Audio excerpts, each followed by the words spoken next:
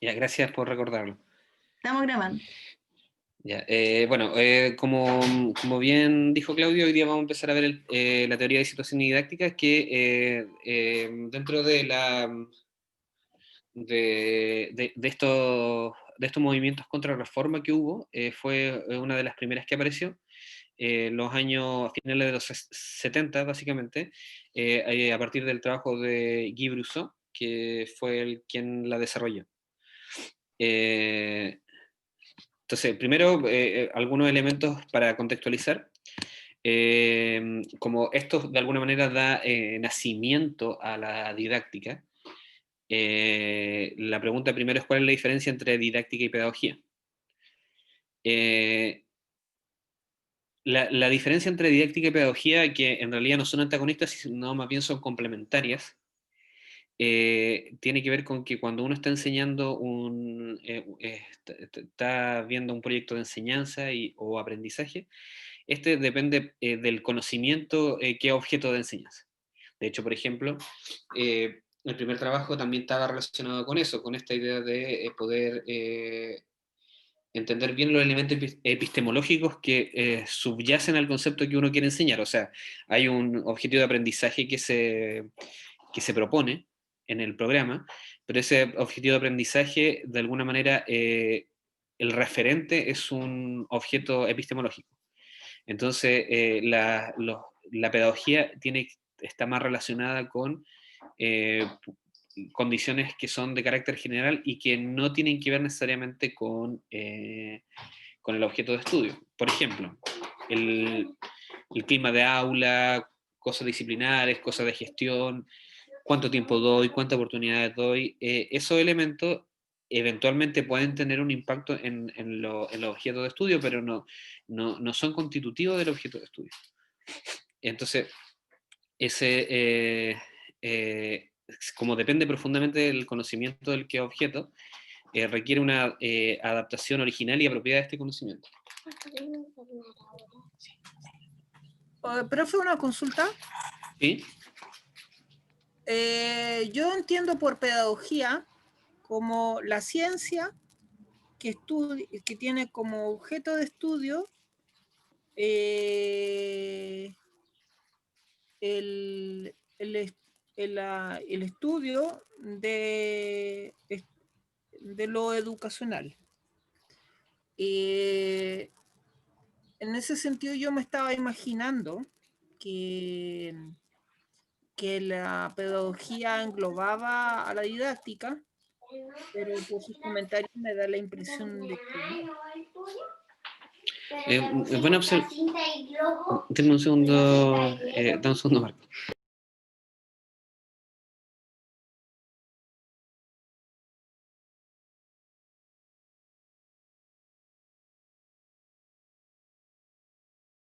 Les cuento que como estamos aquí en pandemia, estamos aquí desde la casa, la vida se cruza con el trabajo. Entonces hoy día mi pareja está de cumpleaños y, y nuestras niñas están adornando.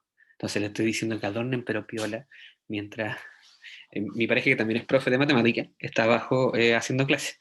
Y la idea es que sea piola para que además sea sorpresa. Ya, voy a continuar entonces con tu pregunta, Marco, que está bien buena. Mira,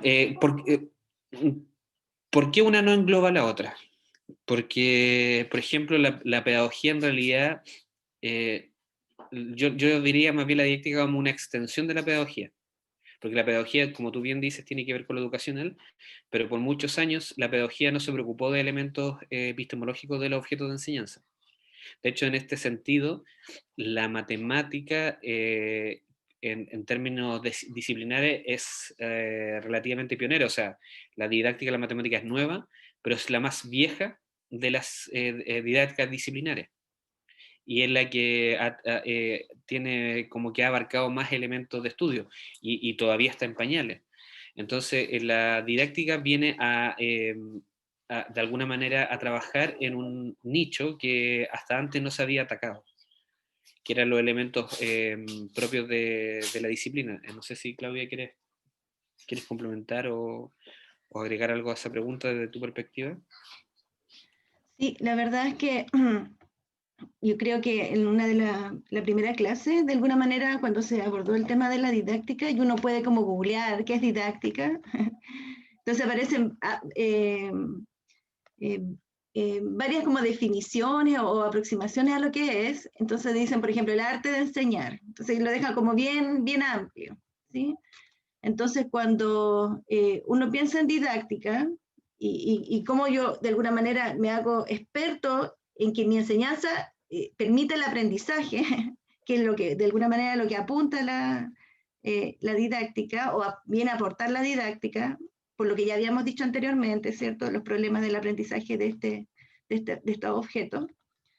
Entonces, apoyo lo que dice Jorge en el sentido de que, claro, la didáctica empezó a preocupar de los objetos matemáticos, de cómo estos, por ejemplo, cómo yo aprendo un objeto matemático. Entonces ahí vienen diferentes líneas o teorías didácticas que vienen a hacer su aporte, ¿ya? Y vienen algunos a nivel cognitivo a ver cómo las personas aprenden este objeto. Y otros tal vez de la línea tal vez epistemológica, que tal vez como la transposición didáctica, que también viene, toma el objeto y lo descubre y lo relaciona y ve, ¿cierto?, esta transformación que necesita, ¿cierto?, el objeto para poder ser enseñado. Entonces, la pedagogía, claro, la siento como amplia, el concepto, pero no es tan precisa al momento de aportarnos cómo enseñar un objeto, por ejemplo.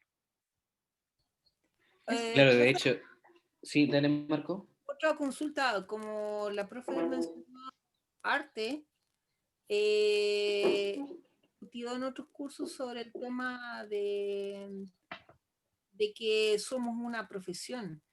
Y por lo tanto está el tema de que a mí me parecería que más que arte, la didáctica podría considerarse también una ciencia porque de hecho se realiza investigación didáctica.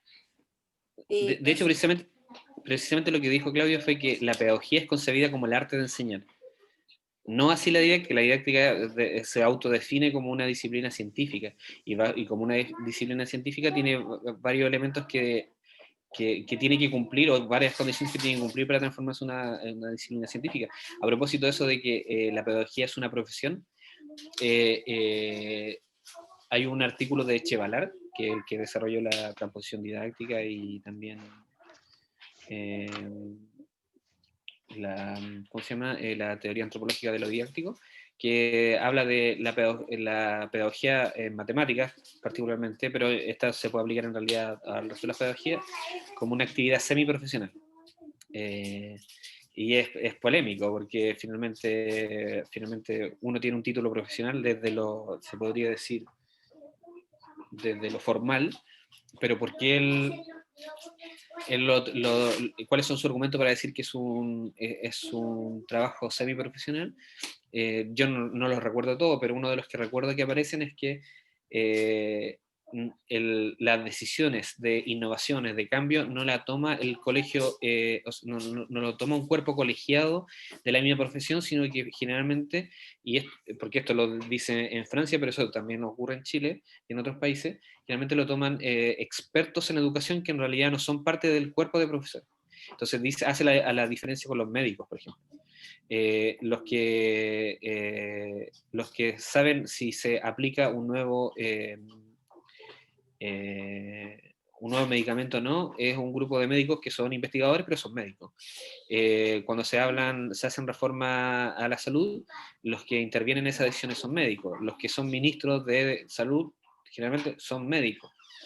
En cambio, eso no ocurre lo mismo a los profesores. Y ese es uno de los argumentos que utiliza para decir que la pedagogía no es una profesión. Y obviamente lo hace como una crítica al sistema, o sea, que el sistema no nos ve a los profesores como una profesión. Así que les invito a leer ese artículo, a buscarlo. Seguramente lo buscan como Chevalar, pedagogía semiprofesional, algo así debe salir. Y seguramente les va a aparecer. Y si no lo encuentran, me dicen y yo lo busco y se los puedo mandar. Porque ese es el argumento que emplean, pero es una completa farsa, me parece. O sea, es que lo que pasa es que él se basa en los hechos, en el sentido de que, por ejemplo, el ministro el ministro de Educación hoy día en Chile no es profesor. La culpa la tiene el Estado de eso. No la No, tiene. sí, más allá de la culpa o de las razones, lo interesante son los hechos. O sea, lo que está diciendo es que lo que está diciendo Echeverría en ese artículo es precisamente que a partir de los hechos, los cuales obviamente nosotros como profesores los podemos cuestionar, lo que en realidad vemos es que la pedagogía como estatus social no tiene el estatus de profesión.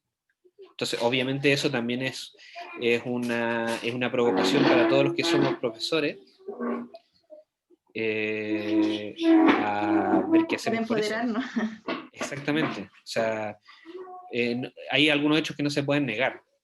Y uno de esos hechos es que las decisiones sobre los cambios curriculares muchas veces no son... Por ejemplo, el colegio de profesores no participa en esas decisiones. Que el colegio, que ¿cómo se llama? El cuerpo colegiado de profesores. En cambio, por ejemplo, el colegio de médico, el colegio de periodistas, otro tipo de cuerpos colegiados, sí participan en una serie de decisiones que son importantes referentes a cómo se regula la profesión. Entonces, es interesante esa perspectiva. Entonces, los invito a leerlo para que, puede que ustedes no estén de acuerdo, pero finalmente se basan en algunos hechos que se repiten, lamentablemente, en muchos países. Bueno, precisamente con lo que también lo que se decía sobre la ciencia, el trabajo de Brousseau se basa, sobre todo, por ejemplo, en el trabajo sobre los obstáculos epistemológicos y otro tipo de obstáculos, en el trabajo de Bachelard. Y Bachelard tiene un libro que se llama La formación del espíritu científico, y bueno, él habla precisamente de su libro donde define los distintos tipos de obstáculos que existen, y él, por ejemplo, habla contra la opinión, como un obstáculo para la ciencia. De alguna manera todos tenemos opinión, pero por ejemplo, cuando trabajamos en ciencia precisamente, esa opinión es la que uno tiene que poner en cuestionamiento. Y él dice que nada puede basarse en la opinión. Él pensando desde el punto de vista científico, o sea, cuando hacemos ciencia, no es que la opinión no debiera existir, o que la opinión no es buena fuera del mundo de la ciencia, sino que en la ciencia específica, cuando yo propongo una opinión, esta debería ser cuestionada. Y obviamente también habla a favor del tema del saber cómo plantear problemas, que es el corazón de la ciencia. Entonces, de alguna manera la didáctica nace también a partir de estudios experimentales y científicos. Y el estudio y el aprendizaje de la enseñanza de la matemática y posteriormente de la ciencia se convirtió en un campo de estudio experimental. La didáctica de la matemática específicamente está interesada en condiciones reproducibles y controlables de aprendizaje y enseñanza de todo tipo. Se interesa principalmente por la especificidad de estas condiciones en función de los conocimientos que se pretenden obtener o se obtienen, y por tanto en función de la disciplina. En sus producciones, la compañía de hacer didáctica hace una distinción entre las declaraciones de carácter científico, los dispositivos de ingeniería y las opiniones. Entonces, eso está de alguna manera basado en la idea de Bachelard. Y considera que no se rehusa disciplinas o campos clásicos como la matemática o la psicología para explicar los fenómenos de enseñanza, porque pone un elemento... dicen que hay algunos que están Estoy mirando, ahora sí, tiene razón. Ahora los voy a encontrar. Ya. Gracias. Entonces, ¿por qué no se reduce estos elementos? Una pregunta. ¿Cuándo vas a terminar la clase que queremos decorar en el techo? Me queda para rato, así que van a tener que esperar. Decore las paredes por mientras.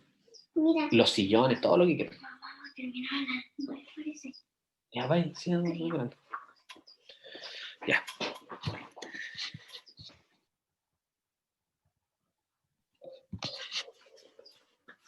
Y bueno, el trabajo de Brousseau coloca la situación como el objeto central de estudio. Entonces, en la perspectiva clásica, hay una posición dual del experimentador, que se acerca a los alumnos, lo interroga y con la ayuda de pruebas adaptadas y controladas, indaga, hace la indagación. El proyecto didáctico de la situación didáctica de Brousseau es completamente diferente, consiste en invertir esta perspectiva y en preocuparse de los problemas y de las situaciones por sí mismos. O sea, ya el objeto de estudio es la situación. ¿Cuáles son el potencial de la situación? ¿Cuál es el potencial de la situación? Y cómo de alguna manera pueden fomentar, dificultar, bloquear algún conocimiento puesto en juego. Entonces, la diferencia entre el elemento original de la teoría de situaciones didácticas tiene que ver con cambiar el foco de estudio, por una parte.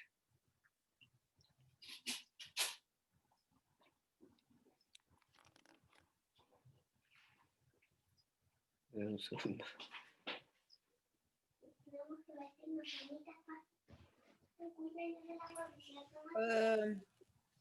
Me parece que esto es súper bueno porque las abstracciones matemáticas son eso justamente, son información sacada de la realidad y contextualizada en un lenguaje nuevo para las personas que están estudiando. Pero lo que se está estudiando son las situaciones. Claro, claro, efectivamente. Entonces, este es un pequeño cambio de perspectiva. Disculpen tantas interrupciones, chiquillos, pero acaba de llegar el desayuno que me mandaron desde mi cuñada. Entonces, me esperan un minuto para ir a buscarlo y vuelvo enseguida. No se preocupen. De hecho, aquí les pongo un primer ejemplo para que lean la diapositiva y vuelvo enseguida, ¿ya? Un minuto.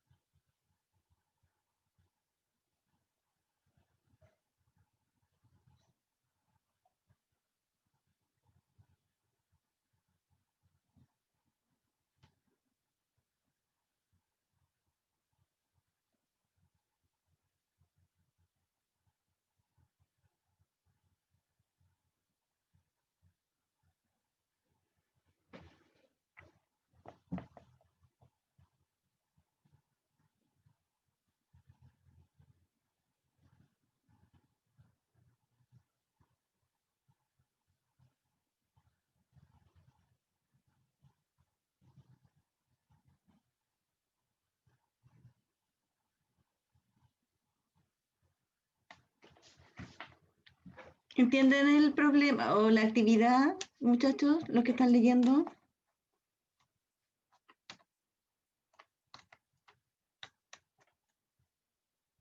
¿Se imaginan la situación?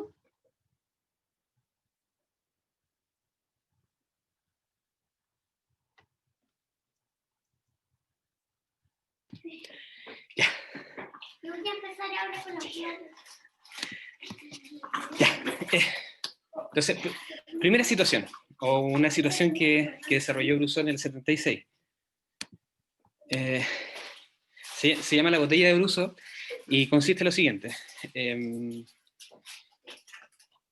Hay una botella opaca que contiene 5 bolas.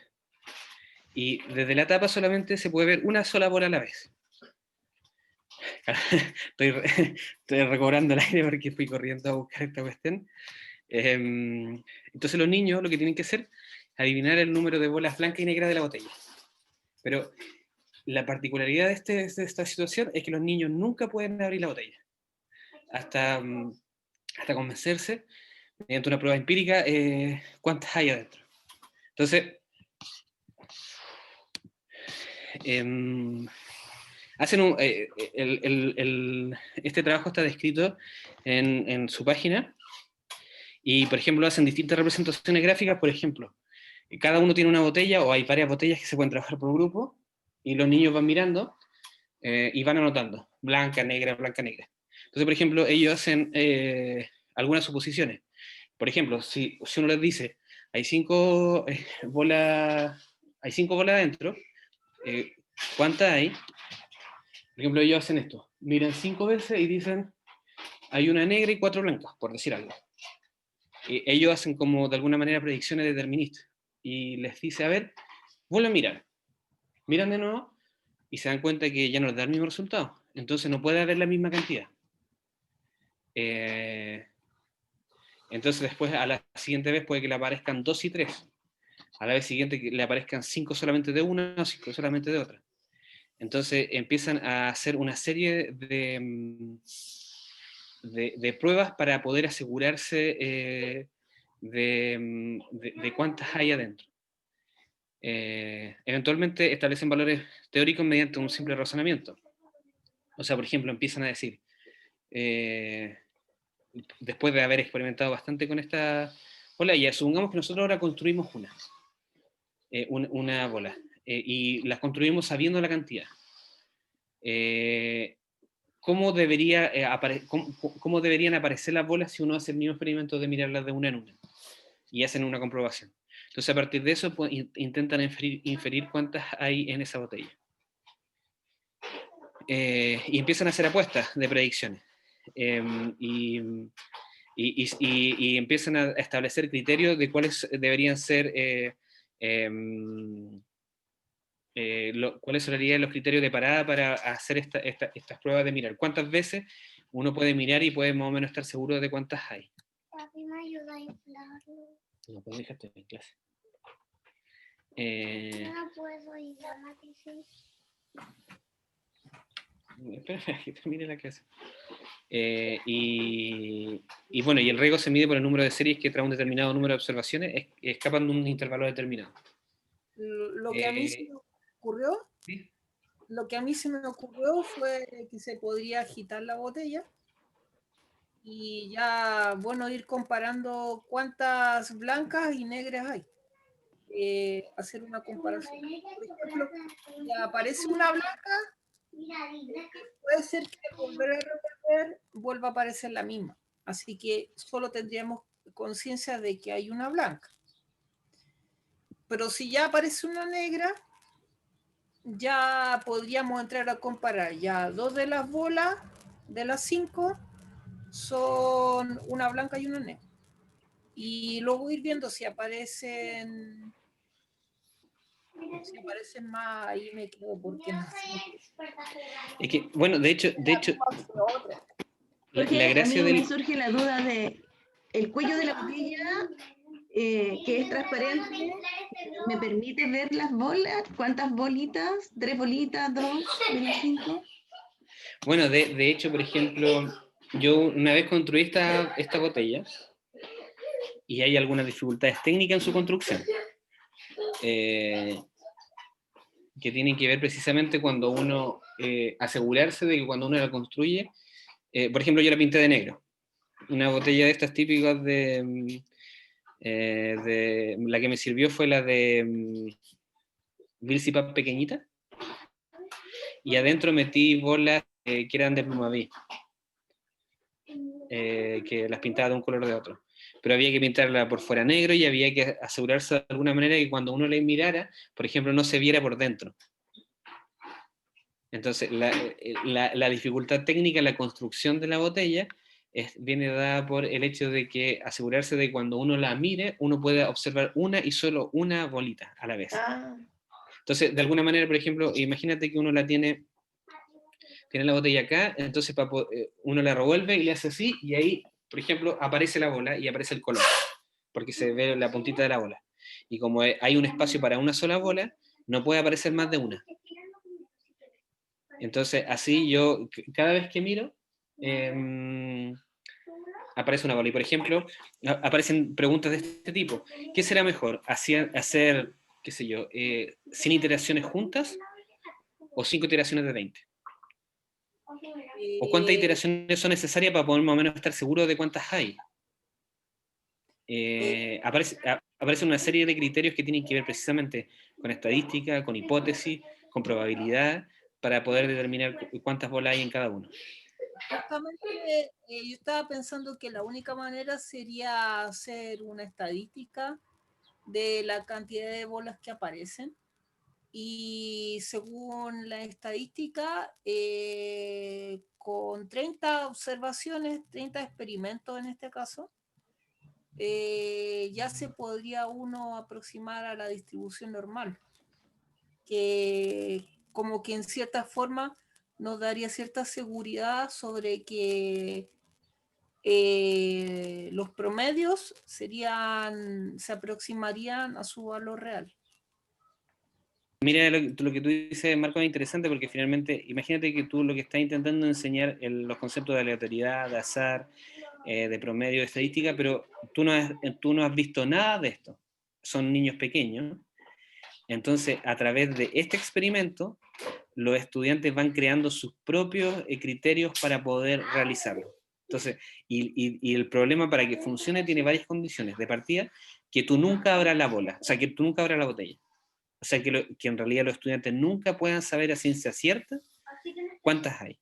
Porque la idea no es después comprobar, sino que simplemente la estadística y la probabilidad es obtener información de cuestiones que uno no puede obtener directamente.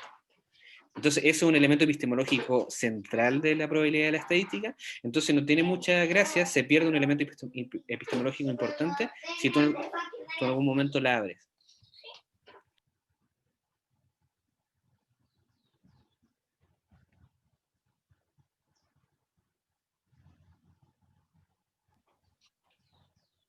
Ya, entonces, ese es el elemento importante. Entonces, por ejemplo, la idea no es que como tu profesor le diga, mira, hagan 30 intentos porque con 30 intentos ya podemos tener... No, la idea es que los mismos estudiantes generen sus criterios para determinar cuándo hay certeza y qué grado de certeza hay. Porque obviamente, por ejemplo, un estudiante si hace mucho más intentos, va a tener cierta certeza, pero en algún momento hay que parar. ¿Cuándo? ¿Cuándo uno puede decir, sabes que a partir de esta cierta cantidad, en realidad la certeza que gano no aumenta mucho? Entonces, eso es lo poderoso de esta situación en específica, que finalmente a partir de un experimento simple que pueden hacer los estudiantes, se pueden establecer una serie de elementos propios que son de la probabilidad y la estadística. No sé si alguien tiene algún comentario. Yo me imagino, ¿cierto?, en la puesta en escena de esta actividad y las argumentaciones de los estudiantes, o como el debate que puede surgir ahí de los grupos que se van formando. Entonces, evidentemente la actividad también conlleva una dinámica, una cierta dinámica que se espera que se haga en lo que está declarado en la teoría de situaciones. Exactamente, de hecho, por ejemplo, aquí nosotros partimos desde una situación sin hablar de la etapa, nada, porque eso lo vamos a detallar más adelante, pero efectivamente, como dice Claudia, se da una dinámica específica y que de hecho Brousseau lo que hizo fue documentar, estudiar, variar con otros cursos para ver si se daban ciertos invariantes, hasta de alguna manera ver la estabilidad de la situación y la reproductibilidad de la situación. Como para adaptarlo más a niños pequeños, yo estaba pensando que ellos pueden, no estoy tan seguro, pero podría ser que pudiesen trabajar el concepto de división,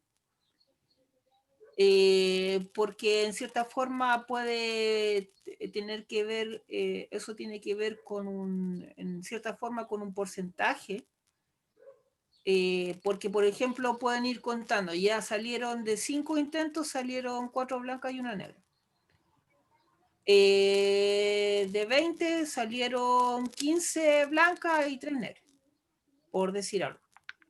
Y si hacen la división, pueden sacar una proporción, que las proporciones no sé en qué curso se ven, pero Ya, la proporción es tanto, entonces podríamos, ¿pueden ellos llegar a través de divisiones y proporciones a una adivinación de lo que sería el número de blanca y de negra, que en total son 5?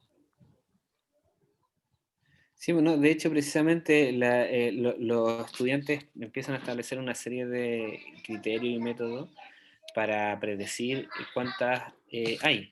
Eh, y eso es lo interesante de la situación, que si tú no hablas absolutamente de ningún concepto a priori, y los conceptos aparecen a partir de la experimentación.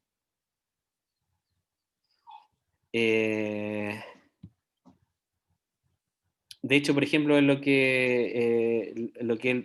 esto mismo, en realidad, todo esto, lo que está acá lo escribió el mismo Brousseau y dice: así, sin mencionar nunca el azar ni hacer predicciones o apuestas, los estudiantes han adquirido un equivalente de cálculo de probabilidades.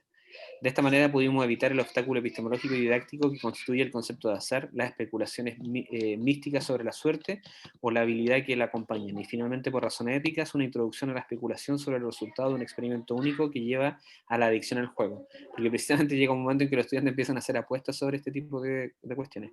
Y este es el enlace del trabajo que hizo Guy Brousseau, y de hecho les voy a mostrar acá. No sé si ven el navegador. Esta es la página. Guy Brousseau tiene una serie de trabajos en su página web, que se llama guybrousseau.com.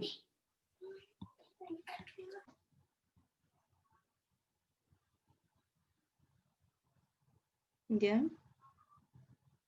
Y aquí, por ejemplo, está la experimentación paso a paso que hizo con los estudiantes. Y de hecho uno puede ver que está escrita ¿cómo se llama? Con máquina de escribir, pues, o sea, es muy, muy, muy antigua. Y aquí habla de la primera lección, segunda lección, etcétera, etcétera, y va contando lo que va pasando con los estudiantes. Entonces, la gracia de esto es que los estudiantes, o sea, de partida usa varias clases para esto, no lo hacen en una sola clase, porque de hecho la idea es que los elementos del conocimiento emerjan a partir de la experimentación misma de la situación. Un alumno había levantado la mano. No, ya. Dale. No sé quién lo levantó. Sí, la verdad es que estoy Sí, mirando profe, acá. quería preguntar, ¿qué diferencia hay entre el obstáculo epistemológico y el didáctico? Muy buena pregunta, Rodrigo. Aquí, de hecho, yo lo dejé marcado, pero son elementos que vamos a definir un poquito más adelante. Y de hecho, por ejemplo, aquí hablamos de situación, no hablemos ni de su etapa ni nada, es más bien para no hablar tan en abstracto, o sea, para que se imaginen cuáles son las características de una posible situación didáctica. O sea, por una parte, no sé qué opinan ustedes de esta situación, pero a mí me parece bastante original en términos de que es simple de aplicar con los estudiantes, y es profunda a la vez. Entonces, que cumple esas dos condiciones no es tan sencillo. Y de hecho, por ejemplo, la gracia de esta situación, y también lo vamos a ver más adelante en conceptos que aparecen propios de la teoría, es que el profesor no tiene que decirle si está bien o está mal, sino que el estudiante, por ejemplo, si el estudiante dice hay 2 negras y 3 blancas, por decir algo, el profesor no tiene que decir eso está bien o está mal, sino que simplemente le tiene que decir, a ver, prueba de nuevo. Bueno, y eso, prueba de nuevo, esa intervención que hace el profesor se llama devolución, y el estudiante prueba de nuevo, y a partir del medio, que es la situación, lo retroalimenta de lo que él está haciendo. Entonces, hablé de esta situación para que cuando empecemos a evocar ciertos conceptos, de alguna manera los podamos referir a la situación específica, de la cual la dimos de manera general y sin dar mucho detalle. De hecho, por ejemplo, si hubiésemos estado presencial, probablemente hubiésemos intentado que ustedes vivieran la situación. Pero dado el contexto, es más difícil hacer eso. Pero buena pregunta, Rodrigo. Y ahora, ¿cuáles son las hipótesis operacionales de la teoría de situaciones didácticas y de la didáctica en general? la primera hipótesis, y esta hipótesis de alguna manera funcionan como los axiomas de matemáticas.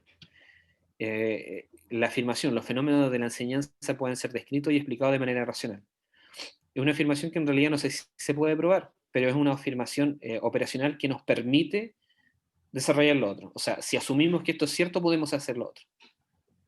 Y obviamente una mirada que no sea racional podría refutarla y estaría en todo su derecho, así como en algún momento se refutó el quinto postulado de Euclides y aparecieron otras geometrías. Pero desde esta hipótesis operacional es que se puede desarrollar el resto de la teoría. Profe, ¿Sí? sobre este último punto, bueno, yo podría decir que el carácter de esa frase sería complementario, porque, por ejemplo, podemos tener un punto de vista del que es racional, pero también podemos tener otros puntos de vista del que no lo sea. Así que en realidad esto podría ser solamente una parte de lo que se podría decir respecto de esa frase.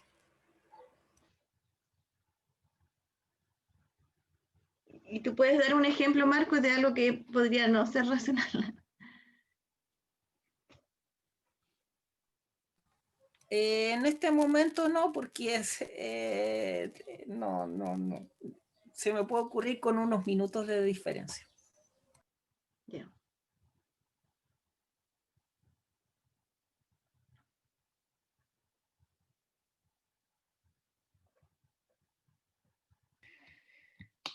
La segunda hipótesis, que es la hipótesis psicológica sobre el aprendizaje, que viene de Piaget. El estudiante aprende adaptándose a un entorno que produce contradicciones, dificultades, desequilibrio. Cuando ha aprendido, recupera el equilibrio en su relación con el entorno. Y esto es una condición necesaria, pero no suficiente. De hecho, en la psicología piagetana, precisamente lo que él hace, lo que en sus experimentos tiene que ver precisamente con enfrentar a los estudiantes a una situación donde el medio es el que retroalimenta. Y donde este medio es el que de alguna manera, donde el sujeto se va adaptando a este medio y a partir de eso va generando conocimiento. De hecho, Piaget y Vygotsky son los padres del constructivismo precisamente por este tipo de hipótesis, porque a partir de la interacción con el medio es que ellos van construyendo conocimiento y significado, o más bien van construyendo algunos elementos para poder adaptarse al medio. Tercera hipótesis. Un entorno sin intención didáctica, es decir, no organizado intencionalmente para enseñar, es insuficiente para inducir en el sujeto todo el conocimiento que la compañía quiere que adquiera. Ahora, esta frase es súper interesante porque, por ejemplo, de alguna manera va un poco en contra del constructivismo radical. De hecho, yo recuerdo en la universidad cuando tuvimos clases de constructivismo y donde decían, no, el conocimiento se tiene que construir y todo. Entonces, si tú le preguntabas, bueno, ¿y cómo podríamos construir el tema de la cuestión de la recta? Y generalmente eran educadores, pues no eran profesores de matemáticas, sino que eran gente que se había especializado en educación y decían, bueno, ahí no tengo idea. Es como, como que a veces el constructivismo tiene unos deseos que son válidos, pero que finalmente no se sabe muy bien cómo operacionalizar. Y de alguna manera la intención de Broussard a través de las situaciones es cómo una situación específica produce un conocimiento específico. No habla del constructivismo en general, sino que de alguna manera parece un poco paradojal, es un constructivismo conductista, en el sentido de que para un conocimiento específico hay una situación específica y a partir de esta situación específica se producen ciertas interacciones específicas, la situación tiene un cierto potencial y a partir de eso se genera conocimiento. Y de hecho, por ejemplo, esta frase también podría incluso a ustedes parecerles polémica, a mí me gusta poner cosas polémicas. Dice, no es el trabajo del profesor hacer que los estudiantes aprendan, sino más bien para asegurarse de que puedan aprender. Su trabajo no es hacerse cargo del aprendizaje, que todavía está más allá de su poder, pero se crean las condiciones las condiciones de aprendizaje para los estudiantes. Es polémica, porque finalmente, de alguna manera, nosotros estamos siendo la labor social que tenemos es hacer que nuestros estudiantes aprendan, y Chevará lo que dice, no tenemos que hacer, o sea, no es nuestra obligación hacer que nuestros estudiantes aprendan, porque eso está más allá de lo que podemos hacer, sino que crear las condiciones necesarias para que esto se produzca. Una cosa, al leer esto se me ocurre que el orden en el que uno incluya la situación puede ser importante porque, por ejemplo, un entorno sin intención didáctica, bueno, una situación siempre puede ser analizada o estudiada, pero puede que haya una situación que esté más cerca de lo que inicialmente se quiere construir. Y luego puede haber otra situación que sea complementaria de la primera, que contribuya a construir y seguir argumentando, fundando. Y una tercera situación que sea que complemente con las dos primeras, así, ir construyendo. Así que en ese sentido, elegir situaciones de forma juiciosa puede significar ordenarlas de acuerdo por criterios de construcción del saber que se quiere enseñar. Efectivamente, de hecho,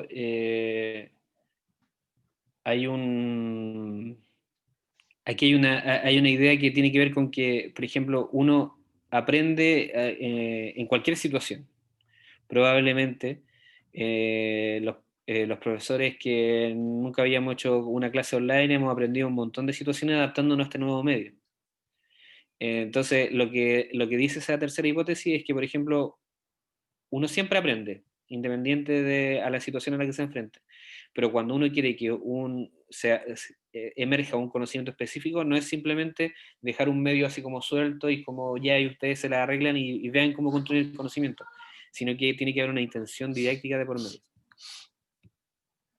En esa hipótesis yo veo de alguna manera presente la importancia del docente, del profesor, que está a cargo diseñando la actividad, reconociendo los conocimientos que tienen sus estudiantes, porque él sabe de alguna manera que al interactuar con el medio podrían de alguna manera generar este aprendizaje. Y es un aprendizaje que no está explícito, o sea, que no es que ustedes hoy día van a aprender, el objetivo de la clase es, no, es una actividad donde los alumnos están, podríamos decir, expectantes, porque no saben de qué va a tratar todo esto, y en la interacción con el medio, como bien decía Jorge, va a surgir tal vez algún patrón, reconocimiento de alguna cualidad, van a aparecer las argumentaciones. Y el profesor obviamente tiene que estar atento, obviamente no va a decirles, no los va a guiar, pero tiene que estar muy atento a todo lo que está pasando ahí, porque el rol de él no acaba. No acaba cuando él le entregó la actividad. Va a estar constante hasta el final de la actividad, va a estar el rol va a ir cambiando el rol del profesor, pero va a estar presente. Es necesario que esté ahí. Sobre todo por el tema de las devoluciones que decía Jorge, ¿de acuerdo? Sí. La cuarta hipótesis, que es la hipótesis epistemológica, y esta es como casi el axioma de Brousseau, o sea, en realidad, de hecho, es lo que aparece en la primera página de su libro de la teoría de situaciones didácticas, que dice que para todo conocimiento existe una familia de situaciones susceptibles de darle un sentido correcto. Y esto es una frase también polémica, en el sentido de que asegura la existencia, y de hecho utiliza un lenguaje matemático. Esto es similar al para todo epsilon existe un delta. Usa la misma estructura. Y de hecho cuando me acuerdo que cuando la leí, a mí me pareció como que me chocó un poco, porque ¿cómo puede asegurar la existencia de eso? Y nuevamente son hipótesis operacionales, es decir, asumo que esto, o sea, que esto existe para poder encontrarlas. Y de hecho, incluso es como de alguna manera ha trabajado la matemática, guardando las proporciones, como por ejemplo cuando se estaban buscando las fórmulas para las ecuaciones de distinto grado. Entonces se encontró la fórmula de segundo grado y dijeron, bueno, vamos y busquemos la de tercer grado. La encontraron. Y ya de la cuarto grado no la encontraban, pero asumían que existía. Tuvo que llegar Galois para demostrar que en realidad tales fórmulas no existían, pero los matemáticos por muchos siglos asumieron que existía. Entonces trabajaron con esa hipótesis para poder buscarla, y bueno, y a través de esa búsqueda encontraron otras matemáticas. No una fórmula porque no existía, pero sí otra matemática.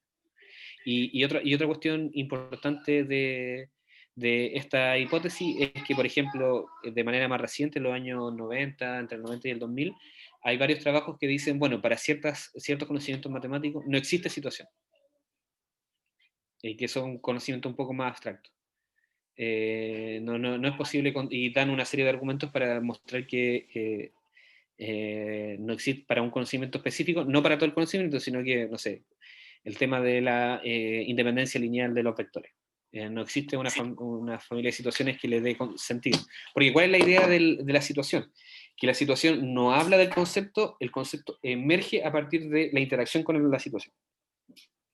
Esa es la particularidad específica. O sea, queremos enseñar independencia lineal de vectores, jamás mencionamos independencia lineal, los estudiantes desarrollan una actividad que es abarcable por ellos y que al desarrollarla aparece el concepto de independencia lineal como una condición necesaria. Y la quinta hipótesis, los estudiantes son sujetos racionales, se comportan sensatamente en una situación.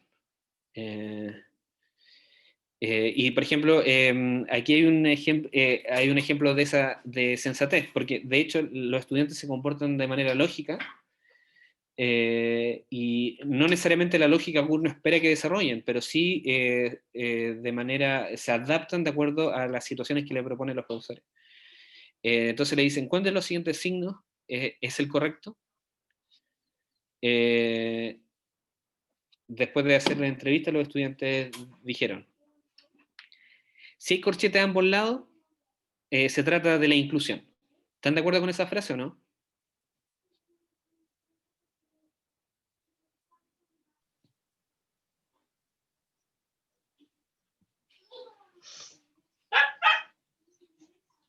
Sí. Y con la segunda, si solo hay corchetes al lado derecho, se trata de pertenecer o de pertenecer. También. También, ¿cierto?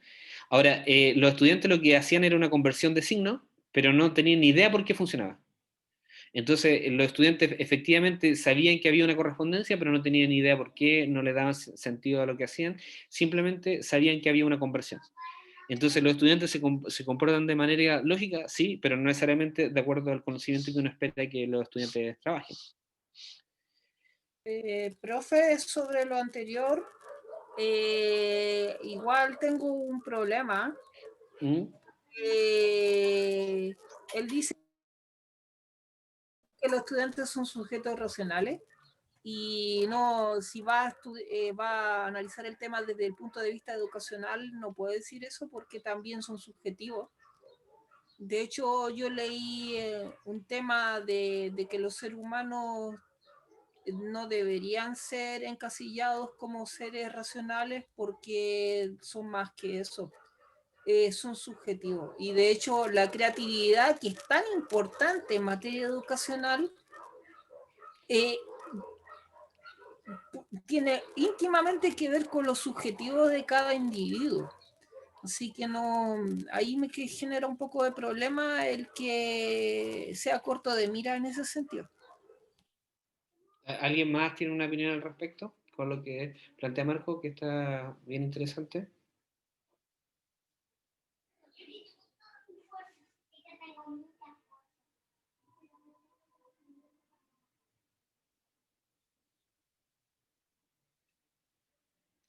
Marco, ¿lo podrías repetir? Es que no alcancé a comprender.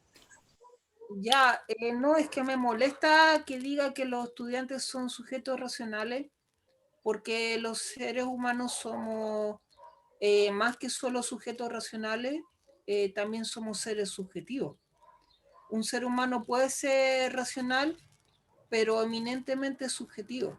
Y de hecho, la creatividad está íntimamente ligada al aspecto subjetivo de las personas, no al racional. Porque de hecho, si tú estudias el término creatividad, te das cuenta de que la creatividad es, ¿cómo se llama? Es divergente, es pensamiento divergente. Y cuando uno quiere aterrizar las soluciones, hace pensamiento convergente, que es el racional. Lo sujeta a la realidad. Pero en principio las ideas, de hecho, hay que sacarlas de contexto para poder ser creativo. En ese sentido me molesta que él diga que los estudiantes son sujetos racionales, porque si está en un contexto educativo, debería contemplar que el ser humano es más que eso. ¿Qué opina el resto? Pero igual eso no se aleja de la realidad actual, po. O sea, como que en las escuelas no se ve mucho el tema de los sentimientos de los alumnos. Siempre se les ha visto como algo, yo creo, o a mi opinión, Lamento que como vamos unas a hacer un maquinitas que chasquido, pero absorben información. Como que de repente uno no, o no para, o a uno no lo dejan parar a ver si en verdad el alumno está aprendiendo o no. Como que, o si el alumno está en condiciones de aprender como tal, como que uno siempre enseña o lo obligan a enseñar nomás y avanzar como al general y tampoco se preocupa de cada uno, de cada sujeto. Eso. Muchas gracias. ¿Alguien más que quiera dar su opinión? Yo estoy más o menos de acuerdo, o sea, en algunas cosas de acuerdo con el Marco, o sea, no de la misma forma, porque igual encuentro que si son sujetos ¿Con el marco racionales, o con el marco teórico? con el Marcos, con nuestro compañero. ¿Con el marco Toledo o con el marco teórico? Marco Toledo. Ya.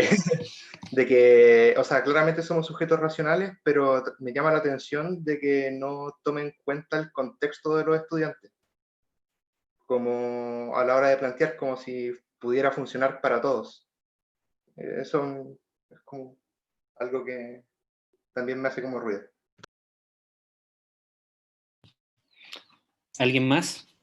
A mí me pasa como que, así como solo pensando en lo que decía Matías, que, que igual sí toma en cuenta el contexto, po, porque también vivimos en un contexto donde la economía como que se hace cargo de que la escuela sea un instrumento por el cual se transmita como la cultura hegemónica. Y yo creo que claro, y también como según lo que decía la otra compañera antes, que claro, pues como que nos llevan a producir como cierta persona. La idea, o sea, como el objetivo de la escuela, del colegio, termina siendo como producir un cierto tipo de sujeto y sujeto. Entonces, creo que sí, sí está tomando en cuenta como el contexto de la realidad de estudiantes en los colegios que como que los tienden a racionalizar. Pues yo también estoy de acuerdo con lo que dice Marco, así. Como que también me disgusta, pero como me disgusta la idea del colegio en general, pues. Como que siento como que es muy consecuente. Y bueno, entiendo que es una escuela de una cierta ciencia que se está creando hace poco y al fin y al cabo la ciencia también como que trata de esto, de hacer que converja la idea. Me gustó harto eso lo que dijo de la creatividad del Marco, no lo había pensado. Y, y no sé, siento que es como muy consecuente el hilo de todos los argumentos, no sé cómo decirlo. Gracias. ¿Alguien más?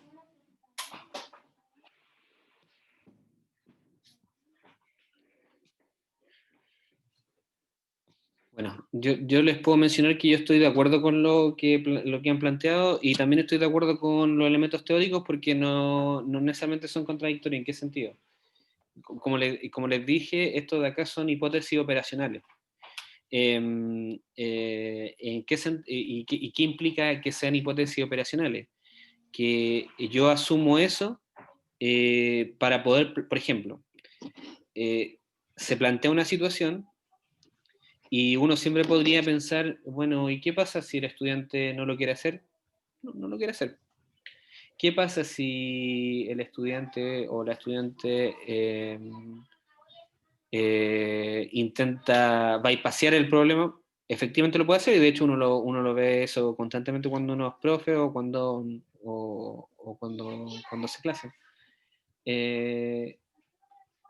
Pero, por ejemplo, esta hipótesis lo que dice es, frente a una situación de enseñanza, el estudiante intenta de alguna manera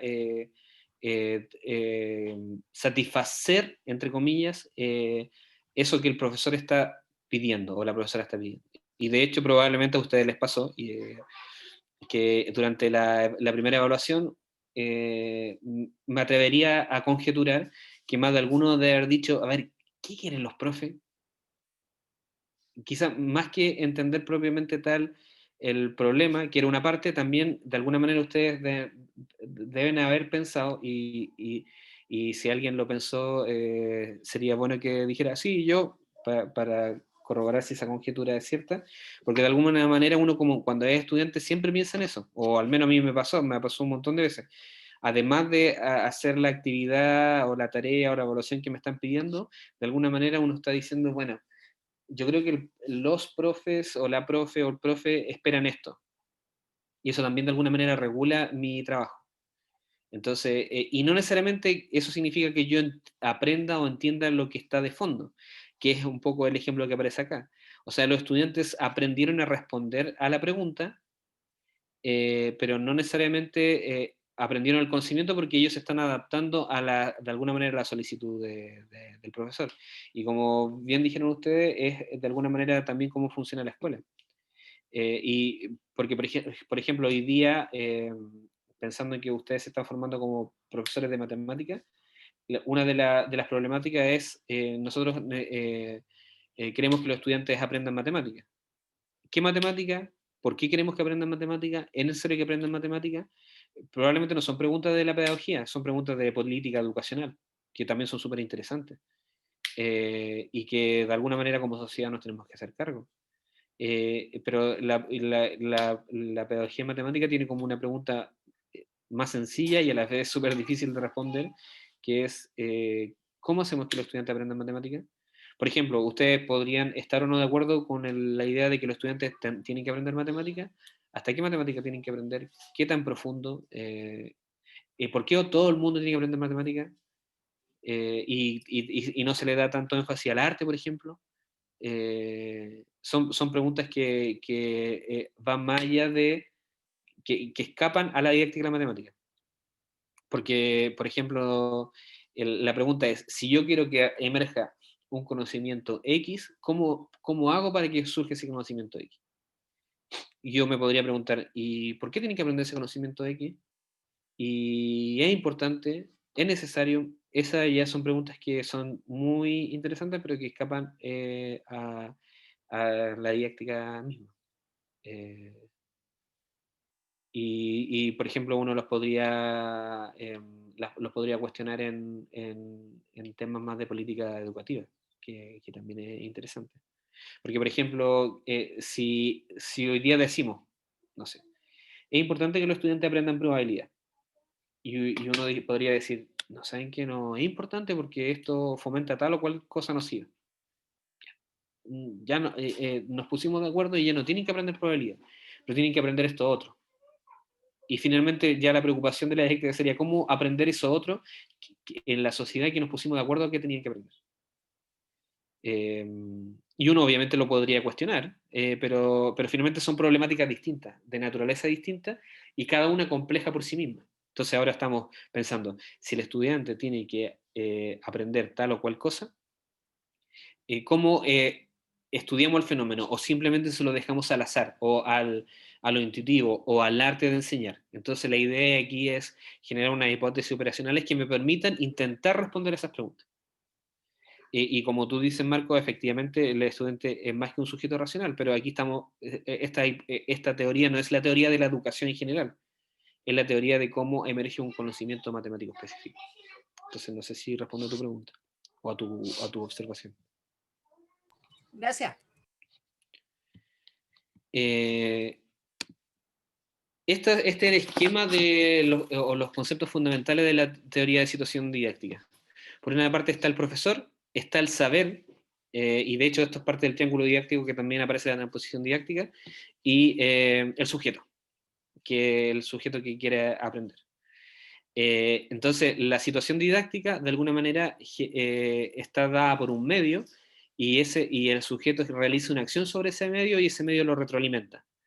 Y hay una interpretación, una validación, el sujeto tiene intención de resolver, o sea, se pone en el papel de intentar resolver la situación, y a partir de eso aparece un conocimiento, y ese conocimiento se institucionaliza.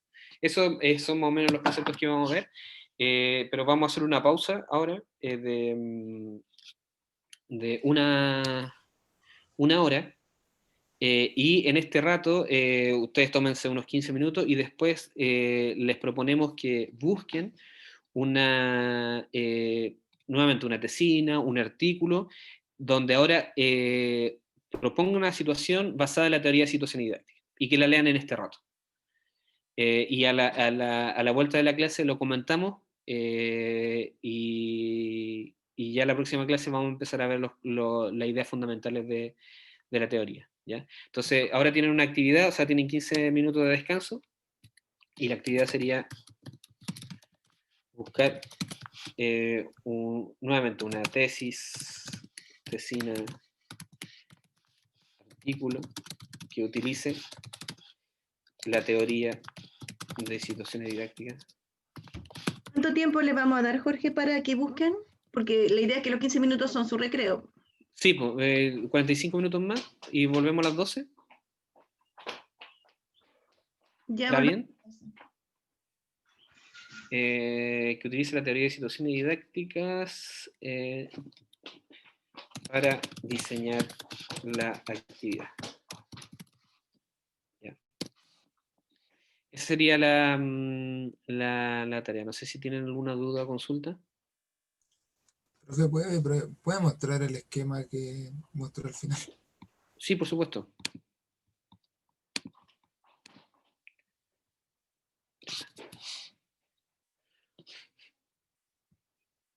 Gracias. Regálale un pantalla. ¿Puedo mantener ahí o para sacarle un screenshot? Sí, de hecho nosotros ahora vamos a cortar la clase,